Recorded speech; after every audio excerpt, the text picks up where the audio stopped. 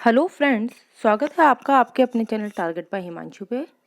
Friends, आज की जो हमारी क्लास है वो आपकी विश्व और भारत के भूगोल की क्लास रहेगी। इस क्लास में हम विश्व और भारत के भूगोल से जो क्वेश्चंस बनते हैं अपने कॉम्पिटिटिव एग्ज़ाम में, चाहे वो बीएड के एंट्रेंस एग्ज़ाम हो या फिर किसी स्टेट टेट के एग्ज़ाम हो, तो भूगोल से बनने वाले जितने भी इम्पोर्टेंट क्वेश्चन हैं आज हम इस सीरीज़ में उनको करने वाले हैं विद एक्सप्लेनेशन। उनके साथ साथ मैं उनसे जुड़े हुए कुछ दूसरे फैक्ट्स भी आपको बताऊंगी। और अगर अभी तक आपने चैनल को सब्सक्राइब नहीं किया है तो प्लीज़ चैनल को सब्सक्राइब कर लीजिए, बेल आइकन को प्रेस कर लीजिए और ऑल नोटिफिकेशंस को ऑन कर लीजिए ताकि आगे आने वाले सभी वीडियोस के नोटिफिकेशंस आपको मिलते रहें। हमारे इस चैनल पे आपको मॉर्निंग में सुबह 9 बजे हिंदी की क्लास, जिसमें अभी वर्णमाला वाला चैप्टर चल रहा है, इसके साथ साथ शाम को 4 बजे आपको इंडियन हिस्ट्री और ज्योग्राफी की क्लासेस मिल रही है और शाम को 6 बजे हिमांशु सर के थ्रू आपको मैथ्स पढ़ने को मिल रही है। तो प्लीज़ चैनल को सब्सक्राइब कर लीजिए और सभी इम्पॉर्टेंट क्लासेस का आप बेनिफिट लीजिए। तो चलिए आज के वीडियो को स्टार्ट करते हैं। और आज की क्लास का जो हमारा फर्स्ट क्वेश्चन है वो है आपका, निम्नलिखित में से किस ग्रह के सबसे अधिक प्राकृतिक उपग्रह हैं? तो आपको बताना है कि दिए गए ऑप्शंस में से कौन सा ऐसा ग्रह है जिसके सबसे अधिक प्राकृतिक उपग्रह हैं। आपके ऑप्शंस हैं, ऑप्शन ए है बृहस्पति, ऑप्शन बी है मंगल, ऑप्शन सी है शनि, ऑप्शन डी है शुक्र। तो बताइए इस क्वेश्चन का सही आंसर क्या रहेगा। तो इस क्वेश्चन का जो आपका सही आंसर रहेगा वो रहेगा आपका ऑप्शन ए बृहस्पति। बृहस्पति जो है वो एक ऐसा प्राकृतिक ग्रह है जिसके सबसे अधिक प्राकृतिक उपग्रह हैं, है ना। बृहस्पति जो है वो हमारे सौर मंडल का सबसे बड़ा ग्रह है। इसके 16 उपग्रह हैं। इनमें से जो सबसे महत्वपूर्ण उपग्रह है वो गैनीमोड है। गैनीमोड उपग्रह जो है वो बृहस्पति का ही उपग्रह है। और अभी रिसेंट में जो एमपी टेट के एग्जाम हुए थे उसमें ये क्वेश्चन पूछा गया है कि गैनीमोड किस ग्रह का प्राकृतिक उपग्रह है। ठीक है, चलिए बढ़ते हैं नेक्स्ट क्वेश्चन की तरफ। नेक्स्ट क्वेश्चन है अपना क्वेश्चन नंबर 2। निम्नलिखित में से कौन सा ग्रह पृथ्वी की अपेक्षा आकार में छोटा है ना। आपको बताना है कि दिए गए ऑप्शंस में से ऐसा कौन सा ग्रह है जो पृथ्वी से साइज वाइज छोटा है। आपके ऑप्शंस हैं नेपच्यून, शुक्र, शनि और यूरेनस। तो देखिए, आपको ये नेपच्यून और यूरेनस जो है ये इंग्लिश वर्ड है, इनके हिंदी नाम भी आपको पता रहना चाहिए। नेपच्यून को कहेंगे अपन वरुण और यूरेनस को कहेंगे अरुण। ठीक है, तो आपको बताना है कि दिए गए जो ऑप्शंस हैं उनमें से ऐसा कौन सा ग्रह है जो पृथ्वी से आकार में छोटा है। तो आपका जो इस क्वेश्चन का सही आंसर रहेगा वो रहेगा शुक्र। ठीक है, अब शुक्र के बारे में हम कुछ फैक्ट्स जान लेते हैं कि शुक्र एक ऐसा ग्रह है जो अप्रोक्सीमेट जिसका द्रव्यमान जो है वो पृथ्वी के बराबर है। ठीक है, इसलिए इसको पृथ्वी की बहन भी कहा जाता है। ये सबसे हमारे सौर मंडल का सबसे चमकदार ग्रह है, इसलिए इसको भोर का तारा और सांझ का तारा भी कहा जाता है। इसके सबसे अधिक प्रकाशित होने का कारण इस पे उपस्थित कार्बन डाइऑक्साइड है। ठीक है, चलिए बढ़ते हैं। इसके अलावा देखिए, इसमें शनि ग्रह दिया है। तो शनि ग्रह आपको पता है ये एकमात्र हमारे सौर मंडल का वलयित ग्रह है जिसके चारों तरफ गैसों से बने वलय पाए जाते हैं। बढ़ते हैं नेक्स्ट क्वेश्चन की तरफ। अगला प्रश्न है आपका,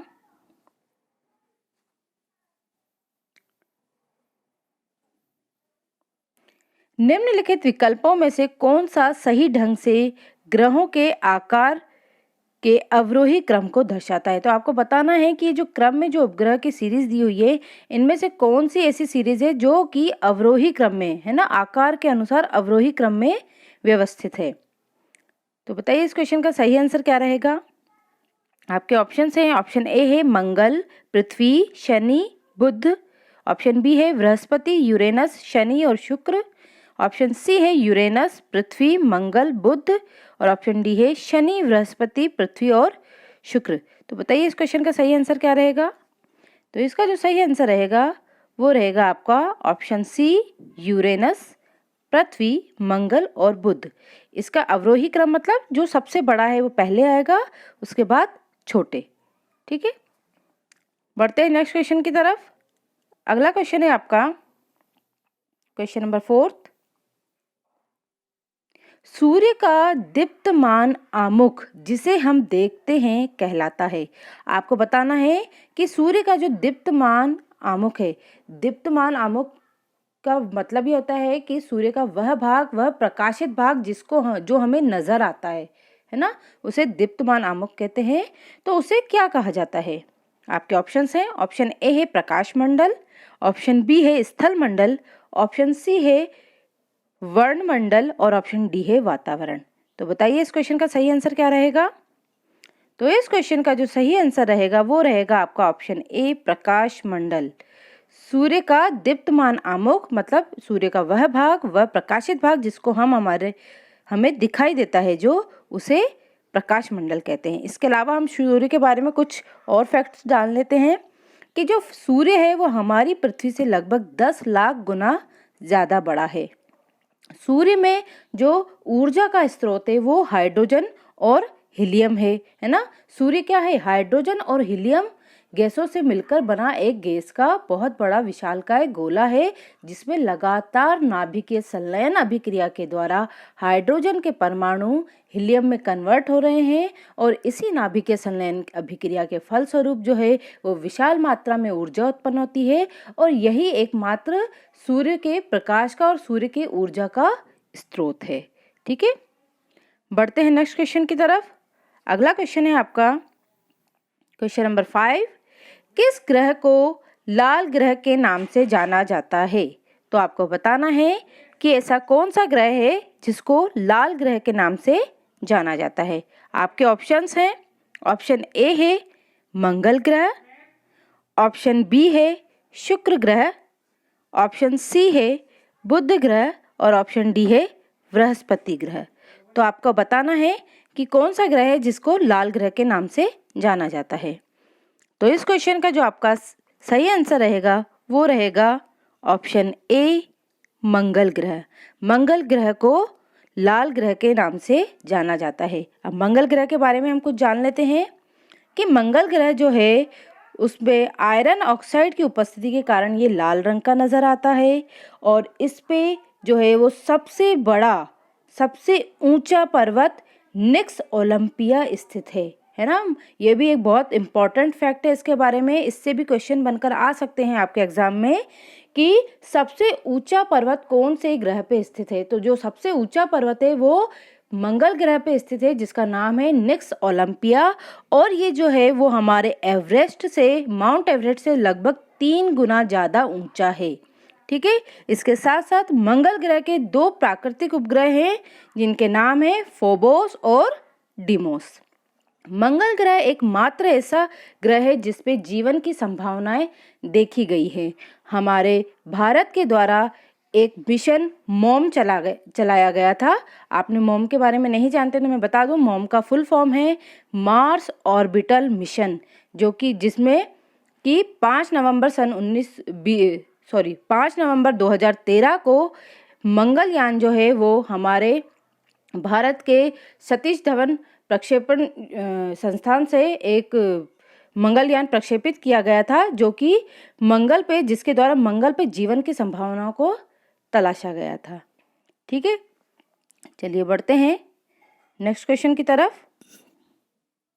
अगला क्वेश्चन है आपका, सूर्य की किरणों को पृथ्वी पर तक पहुंचने में लगभग कितना समय लगता है? आपको बताना है कि सूर्य की किरणों को पृथ्वी तक पहुंचने में कितना समय लगता है। आपके ऑप्शंस हैं।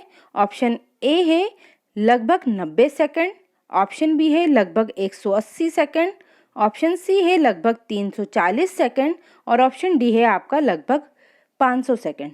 तो बताइए इस क्वेश्चन का सही आंसर क्या रहेगा?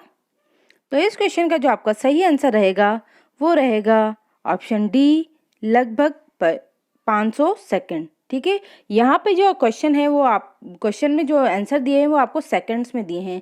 अगर पर कभी कभी ये जो टाइम है वो मिनट्स के फॉर्म में भी आ जाता है, तो इस कंडीशन में जो आपका आंसर रहेगा वो रहेगा आपका 8 मिनट और लगभग 3 सेकेंड। ठीक है ना, ये आपका ऑप्शन हो जाएगा इन मिनट के फॉर्म में। ठीक है, चलिए बढ़ते हैं नेक्स्ट क्वेश्चन की तरफ। अगला क्वेश्चन है आपका, सूर्य में हाइड्रोजन और हीलियम का लगभग अनुपात क्या है? तो आपको बताना है सूर्य में हाइड्रोजन और हीलियम का अनुपात कितना है। आपके ऑप्शंस हैं, ऑप्शन ए है 3:2, ऑप्शन बी है 3:1, ऑप्शन सी है 2:1 और ऑप्शन डी है 4:3। तो बताइए इस क्वेश्चन का सही आंसर क्या रहेगा? तो इस क्वेश्चन का जो सही आंसर रहेगा वो रहेगा आपका ऑप्शन बी 3:1। ठीक है, मतलब हाइड्रोजन का जो अनुपात है वो 3 है और हीलियम का जो अनुपात है वो 1 है। चलिए बढ़ते हैं नेक्स्ट क्वेश्चन की तरफ। अगला क्वेश्चन है आपका क्वेश्चन नंबर 8, निम्नलिखित में से कौन सा ग्रह आंतरिक ग्रहों की श्रेणी में नहीं है? आपको बताना है कि जो ऑप्शन दिए हैं उनमें से कौन सा ग्रह जो है वो आंतरिक ग्रहों की श्रेणी में नहीं है। मतलब आंतरिक ग्रह की श्रेणी में नहीं है तो किस श्रेणी में होगा? वो बाह्य ग्रह की श्रेणी में होगा। तो आपके ऑप्शंस हैं, ऑप्शन ए है बुध, ऑप्शन बी है शुक्र, ऑप्शन सी है मंगल और ऑप्शन डी है वरुण। तो बताइए इस क्वेश्चन का सही आंसर क्या रहेगा? इस क्वेश्चन का जो सही आंसर रहेगा वो रहेगा आपका ऑप्शन डी वरुण, है ना, वरुण जिसको कि हम नेपच्यून भी कहते हैं। ये जो है ये सबसे बाहरी, हमारे सौर मंडल का सबसे बाहरी ग्रह है। ठीक है, जो ग्रह है इनको 2 श्रेणियों में विभाजित किया गया है, आंतरिक ग्रह और बाह्य ग्रह। आंतरिक ग्रह के अंतर्गत बुध, शुक्र, मंगल और पृथ्वी आते हैं, जबकि बाह्य ग्रह में बृहस्पति, शनि, अरुण और वरुण आते हैं। चलिए बढ़ते हैं नेक्स्ट क्वेश्चन की तरफ। और देखिए शुक्र मैंने आपको बता ही दिया कि पृथ्वी की बहन कहा जाता है, सबसे चमकीला ग्रह है, भोर का तारा, सांझ का तारा शुक्र को ही कहा जाता है और यहाँ इस पर कार्बन डाइऑक्साइड की मात्रा सबसे अधिक है। बुध जो है वो सबसे छोटा ग्रह है, इसका परिक्रमण काल जो है वो लगभग 88 डेज का रहता है। मंगल जो है वो लाल ग्रह के नाम से जाना जाता है, इस पर सबसे ऊंचा पर्वत निक्स ओलंपिया है। ठीक है, और आयरन ऑक्साइड की उपस्थिति के कारण इसका रंग लाल है। बढ़ते हैं नेक्स्ट क्वेश्चन की तरफ। क्वेश्चन नंबर 9, दिन और रात कहाँ बराबर होते हैं? आपको बताना है कि पृथ्वी पर ऐसा कौन सा स्थान है जहाँ पर दिन और रात जो है वो बराबर होते हैं। आपके ऑप्शंस हैं, ऑप्शन ए है विषुवत रेखा पर, ऑप्शन बी है ध्रुवों पर, ऑप्शन सी है प्राइम मेरिडियन पर और ऑप्शन डी है अंटार्कटिका पर। बताइए इस क्वेश्चन का सही आंसर क्या रहेगा? इस क्वेश्चन का जो आपका सही आंसर रहेगा वो रहेगा आपका ऑप्शन ए विषुवत रेखा पर, जिसको कि हम भूमध्य रेखा भी या इक्वेटर भी कहते हैं। वहां पर दिन और रात जो है वो बराबर होते हैं। ठीक है, अब भूमध्य रेखा क्या है? हमारी पृथ्वी को 2 बराबर भागों में बांटने वाली काल्पनिक रेखा को क्या कहते हैं? विषुवत रेखा कहते हैं। ठीक है, नेक्स्ट है आपका क्वेश्चन नंबर 10,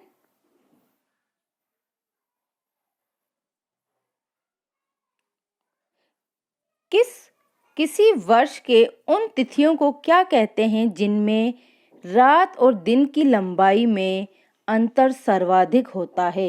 मतलब आपको ये बताना है कि हम एक वर्ष की स्थिति में, एक वर्ष में ऐसी कौन से दिन आते हैं जब दिन और रात के टाइमिंग में सबसे ज़्यादा अंतर होता है। या तो दिन बहुत ज़्यादा लंबा होगा, रात बहुत ज़्यादा छोटी होगी, है ना। इस तरीके से आपको बताना है कि ऐसी स्थिति को क्या कहा जाता है।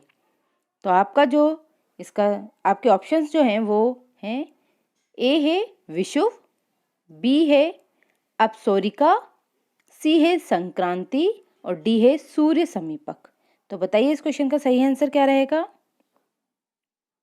तो इसका जो सही आंसर रहेगा वो रहेगा आपका संक्रांति, है ना। संक्रांति की स्थिति में दिन जो है वो सर्वाधिक बड़े और रात जो है वो सबसे छोटी होती है। ठीक है, तो इनके बीच का जो अंतर है वो ऑब्वियसली सबसे ज्यादा होगा। नेक्स्ट क्वेश्चन है अपना क्वेश्चन नंबर 11, वैज्ञानिक अनुमान में इस ग्रह पर कितने वृक्ष हैं। सॉरी, ये क्वेश्चन जो है वो पूरी तरीके से कंप्लीट नहीं है। नेक्स्ट क्वेश्चन पे बढ़ते हैं अपन। क्वेश्चन नंबर 12 पे, 1 डिग्री अक्षांश कितने किलोमीटर को दर्शाता है। आप अक्षांश रेखाएं और देशांतर को जानते ही हैं, ठीक है ना। ये काल्पनिक रेखाएं हैं जो पृथ्वी को विभक्त करती हैं। तो आपको बताना है कि दो अक्षांशों के बीच में, है ना, दो अक्षांशों के बीच की जो दूरी है वो कितने किलोमीटर होती है। आपके ऑप्शंस हैं, ऑप्शन ए है 111 किलोमीटर, ऑप्शन बी है 141 किलोमीटर, ऑप्शन सी है 161 किलोमीटर और ऑप्शन डी है 191 किलोमीटर। तो बताइए इसका सही आंसर क्या रहेगा। तो इस क्वेश्चन का जो सही आंसर है वो रहेगा आपका 111 किलोमीटर। दो अक्षांशों के बीच की जो दूरी है वो 111 किलोमीटर होती है ना। बढ़ते हैं नेक्स्ट क्वेश्चन की तरफ। अगला क्वेश्चन है, पृथ्वी की संरचना में रासायनिक लौह तत्व की कितनी प्रतिशत मात्रा होती है। आपको बताना है कि जो पृथ्वी की संरचना है, जो भूपर्पट्टी वाली स्थिति होती है, मेंटल वाली स्थिति होती है, आप जानते हैं ना हमारी पृथ्वी के 3 भाग हैं। सबसे आंतरिक भाग जो है वो क्रोड कहलाता है, जिसमें पिघला हुआ लोहा होता है, जिसका तापमान लगभग 6000 डिग्री सेंटीग्रेड तक रहता है। उसके बाद जो है वो मेंटल वाला पार्ट आता है इसका, जो कि मिडिल पार्ट होता है, और जो सबसे सुपरफिशियल पार्ट होता है, सबसे ऊपरी भाग होता है, उसको भूपर्पट्टी कहा जाता है। तो हमारी पृथ्वी की संरचना में जो है वो लौह तत्व की मात्रा, प्रतिशत मात्रा कितनी है, ये हमें बताना है। आपके ऑप्शंस हैं, ऑप्शन ए है लगभग 20% से 22% तक, लगभग 25 से 27% तक, ऑप्शन सी है आपका लगभग 40 से 42% और ऑप्शन डी है 32 से 35%। तो बताइए इस क्वेश्चन का सही आंसर क्या हो जाएगा आपका। तो इस क्वेश्चन का जो आपका सही आंसर रहेगा वो रहेगा आपका ऑप्शन सी, सॉरी, वो रहेगा आपका ऑप्शन डी। 32 से 35% तक जो है वो लौह तत्व पाया जाता है, ठीक है ना। लौह तत्व है वो सिर्फ आयरन फॉर्म में नहीं होगा, है ना, इंडिविजुअल आयरन फॉर्म में नहीं होगा, वो इसके ऑक्साइड के फॉर्म में हो सकता है, जैसे FeO3 के फॉर्म में हो सकता है ना। इस तरीके से डिफरेंट फॉर्म में ये मेटल्स जो हैं वो प्रेजेंट हो सकती हैं। चलिए बढ़ते हैं नेक्स्ट क्वेश्चन की तरफ। अगला प्रश्न है आपका, पृथ्वी का अर्ध व्यास कितना है। अर्ध व्यास का मतलब क्या हुआ, त्रिज्या। आप जानते हैं ना व्यास का आधा क्या होता है, त्रिज्या। तो आपको बताना है कि पृथ्वी का अर्ध व्यास मतलब पृथ्वी की त्रिज्या कितनी है। बताइए इस क्वेश्चन का सही आंसर क्या रहेगा। ये फैक्चुअल क्वेश्चंस हैं, इन्हें आपको याद ही करना पड़ेगा, ठीक है। तो इस क्वेश्चन का जो सही आंसर रहेगा वो रहेगा आपका ऑप्शन बी, 6371 किलोमीटर इसका सही आंसर रहेगा। चलिए बढ़ते हैं नेक्स्ट क्वेश्चन की तरफ। अगला प्रश्न है आपका, पृथ्वी का विषुवतीय व्यास कितना है। अब विषुवतीय व्यास मतलब मैंने आपको विषुवत रेखा बताया था, जिसको कि भूमध्य रेखा भी कहते हैं। मतलब कहने का मतलब ये है कि पृथ्वी का व्यास कितना है। तो बताइए, अभी अपन ने पृथ्वी की त्रिज्या देखी, तो आप जल्दी से उसको डबल करके बता दीजिए कि कितना रहेगा इसका व्यास। बताइए इसका सही आंसर क्या रहेगा। तो इस क्वेश्चन का जो सही आंसर रहेगा वो रहेगा आपका ऑप्शन ए, 12,756 किलोमीटर इसका सही आंसर रहेगा। चलिए बढ़ते हैं नेक्स्ट क्वेश्चन की तरफ। क्वेश्चन नंबर 16 पे,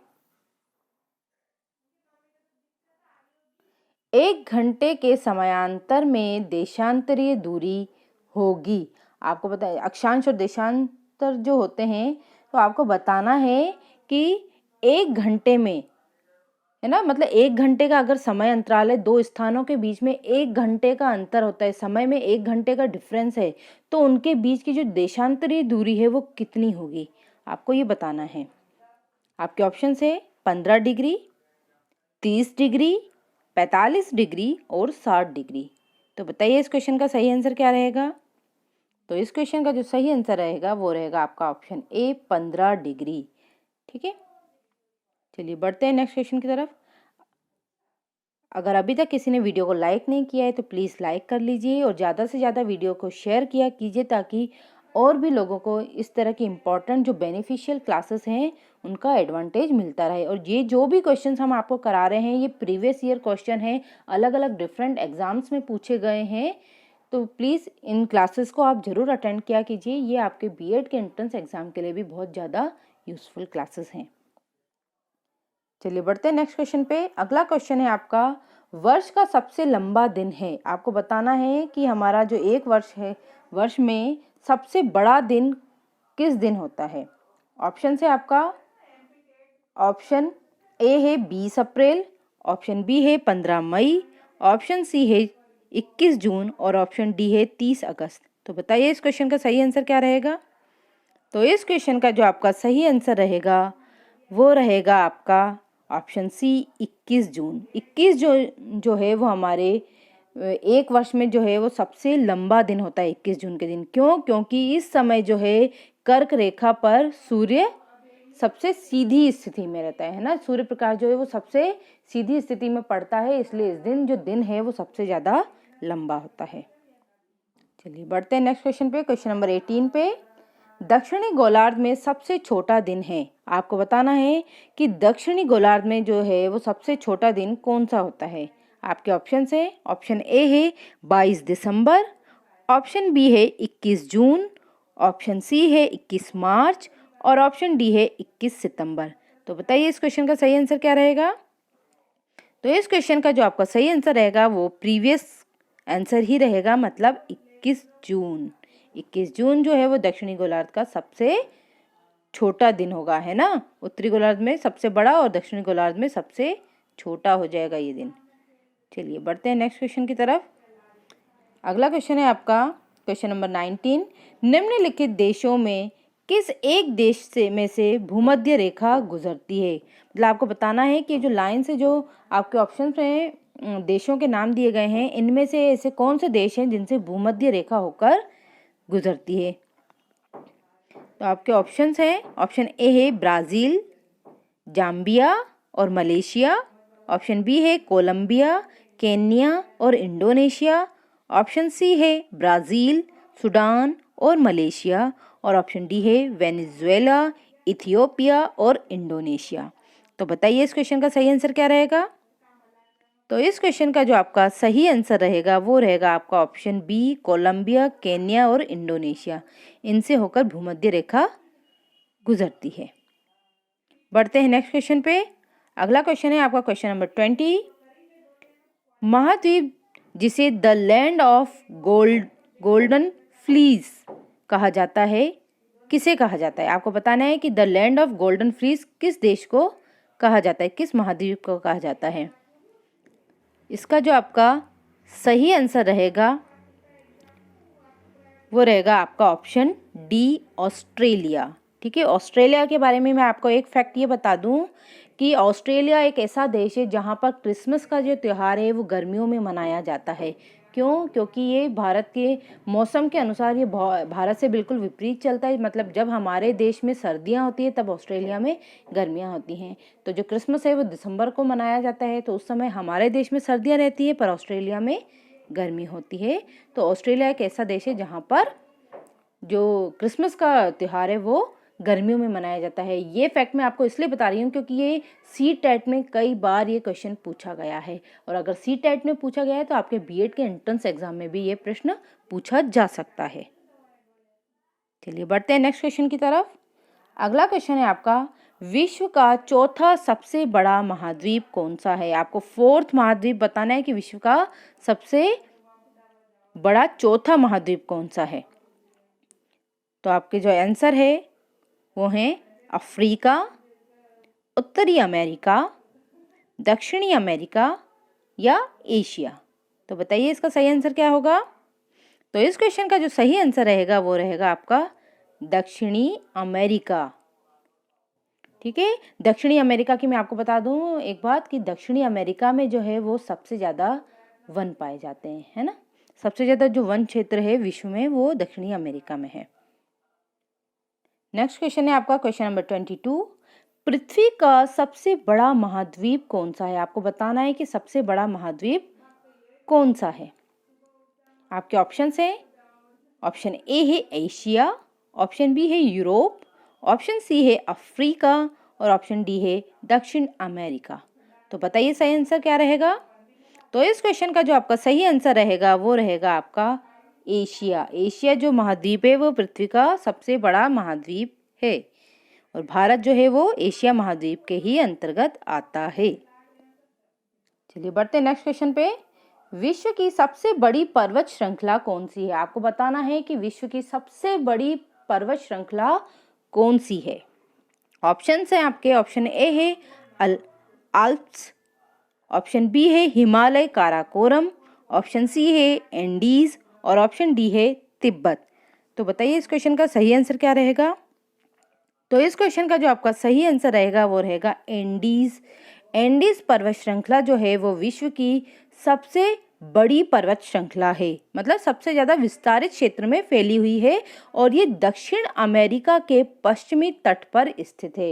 ये दक्षिणी अमेरिका के पश्चिमी तट पर स्थित है। और अगर क्वेश्चन इस तरीके से आ जाए कि विश्व की सबसे प्राचीनतम पर्वत श्रृंखला कौन सी है, तो इसका सही आंसर रहेगा आपका अरावली, है ना, जो कि भारत में स्थित है। चलिए बढ़ते हैं नेक्स्ट क्वेश्चन की तरफ। अगला क्वेश्चन है आपका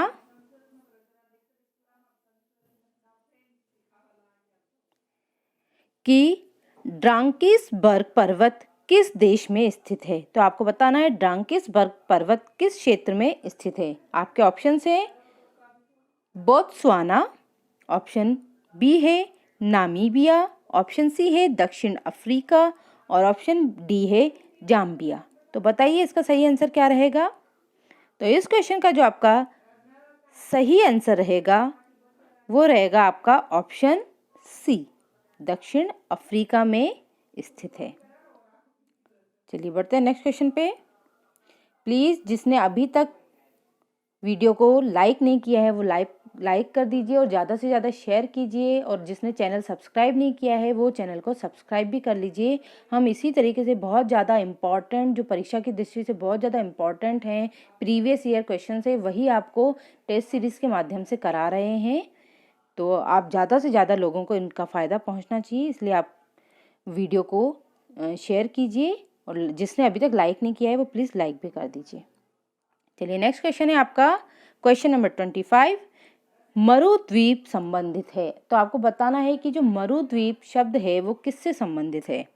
आपका ऑप्शन है, ऑप्शन ए है ग्लेशियर से, ऑप्शन बी है रेगिस्तान से, ऑप्शन सी है द्वीप से और ऑप्शन डी है पर्वत से। तो बताइए इस क्वेश्चन का सही आंसर क्या रहेगा। तो इसका जो सही आंसर रहेगा वो नाम से ही हमें पता पड़ रहा है, मरु मीन्स रेगिस्तान, है ना। तो मरुद्वीप जो है वो रेगिस्तान से संबंधित है। द्वीप से आप समझते हैं स्थलीय मैदानों वाला क्षेत्र है, वो द्वीप क्षेत्र होगा। पर्वत मीन्स पर्वत ही होता है और ग्लेशियर मतलब जो बर्फ के बड़े बड़े पहाड़ होते हैं उन्हें ग्लेशियर्स कहा जाता है। ठीक है, अब आपको मैं एक चीज़ और बता दूं कि हमारे विश्व का जो सबसे बड़ा रेगिस्तान है, वैसे तो वो अंटार्कटिका का रेगिस्तान है, पर इसके बाद जो है वो सहारा रेगिस्तान का नाम आता है। और भारत में जो मरुस्थल स्थित है ना, जो इंडो पाक सीमा पर जो स्थित है मरुस्थल, उसे थार मरुस्थल के नाम से जाना जाता है। चलिए अगले क्वेश्चन पे बढ़ते हैं अपन। करजाइल कुम रेगिस्तान स्थित है। तो आपको बताना है करजाइल कुम रेगिस्तान कहाँ स्थित है। आपके ऑप्शन है, ऑप्शन ए है सऊदी अरब, ऑप्शन बी है उत्तरी ईरान, ऑप्शन सी है उज्बेकिस्तान और ऑप्शन डी है तुर्कमेनिस्तान। तो बताइए इस क्वेश्चन का सही आंसर क्या रहेगा। तो इस क्वेश्चन का जो आपका सही आंसर रहेगा वो रहेगा आपका उज्बेकिस्तान। करजाइल कुम रेगिस्तान जो है वो उज्बेकिस्तान में स्थित है। चलिए बढ़ते हैं अगले क्वेश्चन पे। दुनिया का सबसे छोटा देश कौन सा है। आपको बताना है कि दुनिया का सबसे छोटा देश कौन सा है। आपके ऑप्शन हैं, ऑप्शन ए है नेपाल, ऑप्शन बी है वेटिकन सिटी, ऑप्शन डी है मालदीव, ऑप्शन डी है श्रीलंका। तो बताइए इस क्वेश्चन का सही आंसर क्या रहेगा। तो इस क्वेश्चन का जो आपका सही आंसर रहेगा वो रहेगा वेटिकन सिटी। वेटिकन सिटी जो है वो सबसे छोटा स्वतंत्र देश है, ठीक है, जो कि इटली के रोम में स्थित है और ये यूरोप महाद्वीप के अंतर्गत आता है। चलिए बढ़ते हैं नेक्स्ट क्वेश्चन पे। अगला क्वेश्चन है आपका,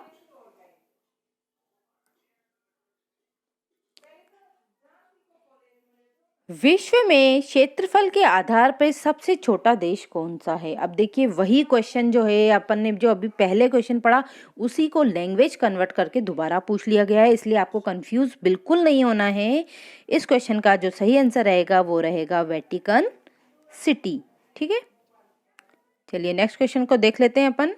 क्वेश्चन नंबर 29, निम्नलिखित में से सर्वाधिक सीमाओं वाला देश कौन सा है। तो आपको बताना है कि ऐसा कौन सा देश है जिसकी सीमा जो है वो सर्वाधिक देशों से वो अपनी सीमा को शेयर करता है, शेयरिंग करता है। आपके ऑप्शन है, ऑप्शन ए है चीन, ऑप्शन बी है ब्राज़ील, ऑप्शन सी है कनाडा और ऑप्शन डी है भारत। तो बताइए इस क्वेश्चन का सही आंसर क्या रहेगा। तो इस क्वेश्चन का जो सही आंसर रहेगा वो रहेगा सबसे खुरापाती देश, वो है चीन। चीन जो है वो लगभग 14 देशों से अपनी सीमा को मतलब सीमा का साझा करता है, ठीक है ना। सबसे ज़्यादा सीमाएं जो है उनको साझा करता है, पर इसका जो विवाद है वो लगभग 23 देशों से चल रहा है ना। 23 देशों से ये इसका सीमा संबंधित विवाद चल रहा है और जो सीमा का साझा करता है वो 14 देशों से ये अपना सीमा का साझा करता है और ये सर्वाधिक मतलब अपनी सीमा को साझा करने वाला देश है।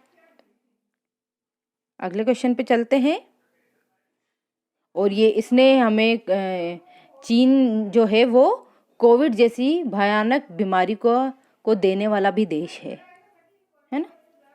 चलिए अगला क्वेश्चन है अपना क्वेश्चन नंबर 30, सूची 1 को सूची 2 से सुमेलित करना है। इसमें देखिए आपके एक कॉलम में कुछ देश दिए गए हैं और दूसरे कॉलम में उनकी राजधानियां दी गई हैं, तो आपको जो है वो कॉलम को मैच करना है।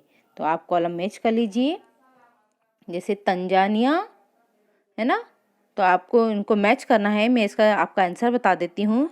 इसका जो सही आंसर रहेगा वो रहेगा आपका ऑप्शन ए मतलब जैसे कि कॉलम ए जो है वो तंजानिया है, जो वो डोडोमा से है ना। तंजानिया की राजधानी क्या है, डोडोमा, ठीक है। और केन्या जो है, केन्या की राजधानी है नैरोबी।